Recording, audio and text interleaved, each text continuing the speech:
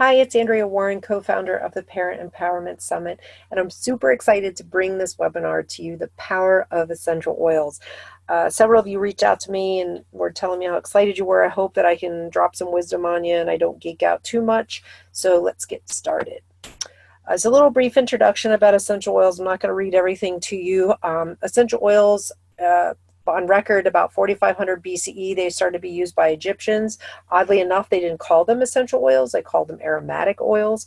They were used, they used it with cosmetology, ointments, and again, they use them as aromatics. I can imagine with all the mummies around, it smelled too good in there. Essential oils have been used by so many cultures. I mean, just look through history and you will see they were used for religious purposes, to heal the sick. You know, it's difficult really to pinpoint exactly when essential oils gained some crazy notoriety, but once they did, it flew around the globe crazy fast. And we're sort of at this new height now, which I find fascinating. I always am one of those people that I love to find like odd, weird facts. And again, to my friends who use oils, you're going to laugh. But in the 14th century, I thought this was hilarious. When criminals realized that the bubonic plague was contagious, the way they protected themselves was they lathered themselves with essential oils. So I found that hilarious. It probably wasn't, but to the people being robbed. But I thought, wow, that's amazing. In the 14th century, you know, even robbers were smart enough to know the amazing benefits of essential oils. You know, what I what I also want to know, you know, is let you know, a lot of people talk about, you know, the prices of essential oils and what it takes. But just so you know, only 1% of the entire plant species population produces essential oils. So let that digest. 1%. So even though there's a lot of plant species, that's still an incredibly small percentage of plants that produce these oils. Other interesting facts is, you know, especially when we talk about certain oils like rose oil, 4,000 pounds of roses to produce 1 pound of rose oil. A single ounce can contain 40,000 rose blossoms. I mean, every time I say that, I think of the Rose Bowl parade. So, like, take the biggest, you know, float, and that might be an ounce of essential oils, and we know what it costs to make one of those. The other thing that I want you to get your essential oil on now is because spring and summer are a great time to use oils because there's so much moisture in the air. So this is like the strongest time. So get your oil on. It's summertime. We're going to talk a little bit more about how oils come about. Steam distillation is the most common and the one that's widely used. The next is expression, and that's for our rind type oils like lemons, limes, grapefruit. The next is resin tapping, and this is again why this process, you know, why some of these oils are so expensive, because this is not an easy process. The bark is removed, it's scarred, then the resin is done, and then they take the resin, and then that goes and gets harvested, and then that goes into essential oil. So it's not like two guys in the backwoods of Tennessee that are like making their moonshine and some myrrh. I mean, this is some real work being done to create these 100% pure therapeutic oils. Just some basics again. This is where I'm going to do some house, you know, some business to let you know I'm not making any medical claims. This is all for educational purposes.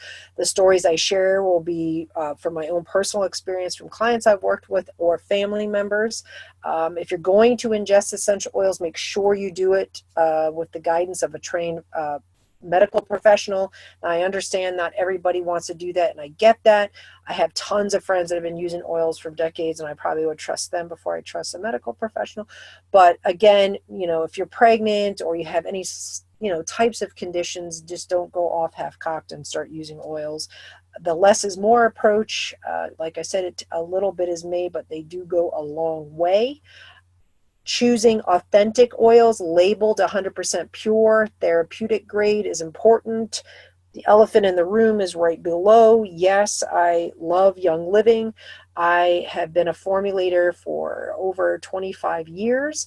I have used it from top to bottom. I can assure you I produced products for very high-end Beverly Hills surgical centers. I have produced products for celebrity dog trainers. I have done it all, Five Diamond hotels, and I can tell you, the seed to seal is what changed it all for me. Again, I always tell people, you go with what you know and what you like, but make sure the label reads 100% pure, that it lists the plant genus, it's all well written, it's not a blend, and use trustworthy companies that also practice environmental, safe practices as well. We're going to talk about here on how to use essential oils. Here are a few of my favorites. Inhalation. Diffusing is one of my all-time favorite ways to use oils. I also, I have a house of animals, so it gets the funk out, plus puts me in a good mood. So, I'm a big citrus fan, and that always puts me in a great mood, but it also cleans allergens out of the air as well. You can use it topically. I highly recommend when you do use it topically that you use a carrier oil, whatever your favorite is, fractionated coconut, grapeseed. Ingesting, again, this is a tricky topic. Don't just start doing it without educating yourself or speaking to somebody who's a trained professional. Steam is one of my all-time favorites. It definitely seems old school, but I lived in the mountains of Western North Carolina, and you would say the allergies are probably pretty bad there, but let me just tell you, I moved to Central Texas about 3 years ago, and by far these are the worst allergies I've ever had. So you can catch me anytime during the week with my towel over my head like 1950s with the bold and steam and whatever oil blend I've chosen for my allergies that day. And to me, it has been a huge help. We're going to talk now about the 10 essential oils I think every home should have. I shared my over-the-counter switcheroo with essential oil book with you all. Most of these oils are in that book. I'm not going to go through the list, but what I'm going to do is I'm going to talk about some studies that were done on each oil, and I am going to try to not read them word for word, but I don't want to leave anything out. Lavender, many of us use lavender. Many of us have used lavender. We know its benefits, but there was a study done that noted the unbelievable acceleration it had for helping wounds heal. And this study was done, and they did two groups, as they always do, and the lavender group was extremely faster than the group that was the control group. So I found that fascinating. They also did a study in 1998 that showed with a combination of a few other oils, and most of those oils are in here, they used it and it helped with people who suffer from alopecia. So my husband now believes that he's balding, that if I just keep rubbing his head with oil, his hair will grow back. But I think that ship has sailed. Next, there's tea tree. Tea tree, again, is a widely used oil. It's used for so many different areas. I've always used it in the foot area. When you have a son who's an athlete and you live with an ex-athlete, the feet tend to get some funky fungus. So it has been excellent. I also use it, as it says here, as a natural deodorant. I'm not sure what happens to us women. It's like we go back to our teenage years between the acne and the funk when you hit menopause. So I make my own deodorant, and right now tea tree seems to be the most powerful one that I can actually stand by somebody and not completely be embarrassed. Next is peppermint. Peppermint is an excellent essential oil. You can see here all of its amazing benefits. And I have my paper. There it is. Okay, I've got a little messed my papers up. So this one, which will make you stand up and listen, because when you hear the words Duke University, I mean, we're talking research triangle, they did a study. And they did two different studies. One was done with patients who suffered from digestion issues, and the benefits that they saw after resulted in significant improvement in all variables. So everybody had significant improvement when they gave them a few drops of peppermint oil orally. The other way that they used it, which I found fascinating, is they did go with the diffusing or the aromatic way, and they showed that it caused improvement in tasks related to attention processing, virtual recognition, memory, working memory, and visual motor response. And I think to my friends who are in speech pathology, kids that are working with kids that have autism or special needs, I mean, think about how great that is. Or my friends that work with Alzheimer's patients. I mean, this would be a great oil to be diffusing while you're working with them. Next is ginger. We all know ginger has been used for thousands of years from ailments such as colds, arthritis, migraines, you name it. Ginger is loaded with antioxidants. The only fruit, I guess, that even came close to having as many antioxidants was the pomegranate. They did some studies at the Young Institute that showed that ginger exhibited some analgesic properties and some anti-inflammatory properties, so that was pretty amazing. Next is lemon. Lemon is another amazing oil that, again, it has mood boosters, an insect deterrent. They did a study, which I found, because lemon oil is not associated with this too often. They did a research study that was published in 2006 in the National Library of Medicine that concluded that lemon oil can help combat stress and anxiety. Both groups use essential oils of lemon oil, and both showed help with anti-anxiety and depression. Again, this is a study. I'm reading it. I'm not making this claim. The National Library of Medicine is. In 2014, they also examined the lemon oil as an aromatic, again, not ingesting, for pregnant women who suffered morning sickness. And more than 100 of the participants in the study determined just after a few moments of inhaling the lemon oil that they drastically reduced their queasiness. So that's something that I thought was fascinating as well. And I think so many people, associate it with different things, but, as a mood booster, that's one of my favorite ways. I always have it diffusing in my household, especially in the morning. That sort of gets me going. I skipped a slide. Sorry, I'm not the most technically savvy gal, but I'm going to let you know about a little bit about copaiba. Copaiba is my favorite of all oils. It is an amazing oil. In this book, it's the Evidence-Based Complementary and Alternative Medicine. I guess it's a periodical that gets put out. They said that they were using it as an anti-inflammatory, but what I found fascinating is a neuroprotector after neural disorders. And there was a study done. Now, this was with our four-legged friends, on our two-legged friends, and they did one in vitro and with four-legged animals. And the study suggested that the copaiba had the ability to modulate oxidative stress. I'm not going to go too nerdy there, but it showed that it had this neuroprotection against induced brain damage in rodents, protected against chemotherapy side effects in mice, and it also calmed down hyperactive dogs. So, I mean, again, this is one of those oils, copaiba is, it's has all these amazing benefits wrapped up in one.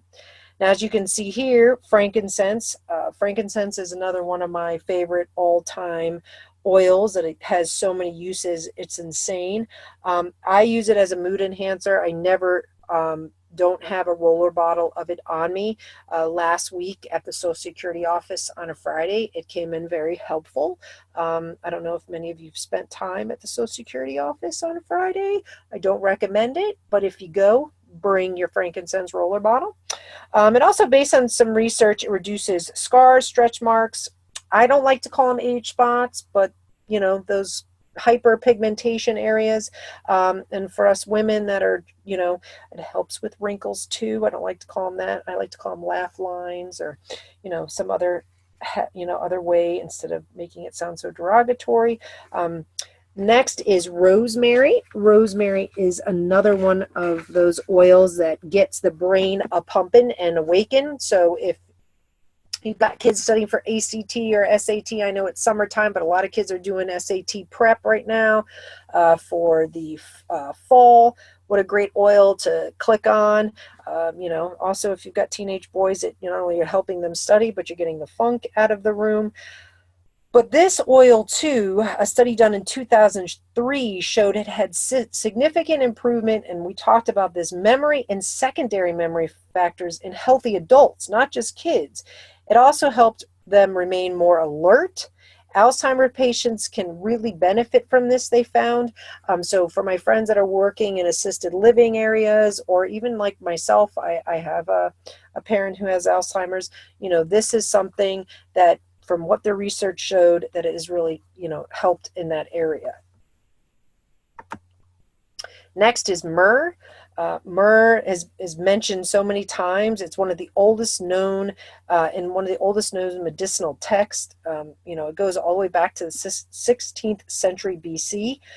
There was some joint research done by an Indian and a Malaysian scientist, and I found this, again, mind-blowing. It was published in May 2006 in the Open Dentistry Journal. So if my dentist friends, or I would definitely look at this. And if you're wanting to bring oils into your practice, but this is pretty huge, they found that myrrh was a potential antibacterial, and research showed that myrrh worked as well for eliminating oral bacteria. So instead of using all those synthetic nasty toothpaste and alcohol filled mouthwashes, you may want to encourage your patients to try out myrrh. And again, that was in the Open Dentistry Journal. Eucalyptus, again, I think many of us have used eucalyptus or heard about eucalyptus. This one, I can't even tell you. I was like trying to find something fun and interesting about it, but oddly enough, the nerd that I am, there's over 500 medical citations listed in public medical journals that refer to eucalyptus. There's more than a couple of those that were clinical studies that refer to eucalyptus. And one study showed they took about, 200 symptomatic patients, and it showed that over 60% showed a definite antibacterial, antimicrobial activity with using eucalyptus oil. So for people like myself, that when allergies kick in, things go terribly wrong. This is when you make your old school steam bowl and put your towel over your head and a few drops of eucalyptus, and that will be extremely helpful, I promise. So I told you I was going to share some DIY recipes. This for my hyperpigmentation. This is my blend. I used to have some crazy hyperpigmentation. I thought I was Italian, but I did 23andMe, because I'm extremely olive, and my dad is Italian, but I have a lot of French, but I know a lot of French are very olive. But my skin, as I've aged, and I grew up in Florida, so this has helped. My neck used to be terrible. I used to look like two-toned, and this has made a significant difference. So that's that one. Morning relief, we go back to my sinus issues. This has been a huge help for me. Again, you've got lemon in there, so it's going to get your day going. You're going to be feeling good and happy. And then if you're congested, this is a great way to go. I didn't talk about therapeutic fennel, but this is what I've used. I use it with they always talk about your favorite local honey, a few drops of that during those allergy times. Natural antihistamine, stuffy nose relief. You see the theme here. I'm just always talking about allergies because it's just here in Central Texas, it's huge. So most of the stuff that I'm formulating right now is sort of centered around allergies. But the cool thing is you can cook with essential oils too. This is one of my favorite recipes. I use essential oils like ginger oil and any type of Asian cooking. I use it in marinades. You can use it just about everything, but again, please, the less is more approach.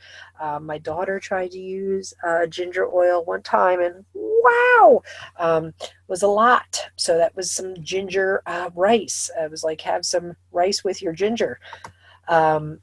We talked a little bit about some sleep stuff in how it's beneficial with essential oils. I did my sweet sleep webinar. This is my go-to turmeric tea, or AKA golden milk. To me, it has been a significant game changer with my daughter to help her sleep. And obviously the turmeric has some amazing anti-inflammatory properties. Essential oils can be fun too, folks. They don't always have to be all about medicinal. So it was my favorite lime essential oil margarita. You can like, and if you make cosmopolitans instead of using Grand Marnier, you can use some essential oil, orange essential oil. Maybe, you know, it doesn't make the drink as full of alcohol when you can alternate essential oils for that. So they can be fun. Some final words. Again, you know, essential oils are safe and easy to use. However, it's important that therapeutic grades are used. Again, this was meant to educate you. I hope you enjoyed it. I hope you got something out of it. If you ever have any questions or concerns or want to know more about oils or start using them, please, by all means, reach out to me. I would be more than happy to start you on your journey with essential oils. Thank you so much. I hope you enjoyed it.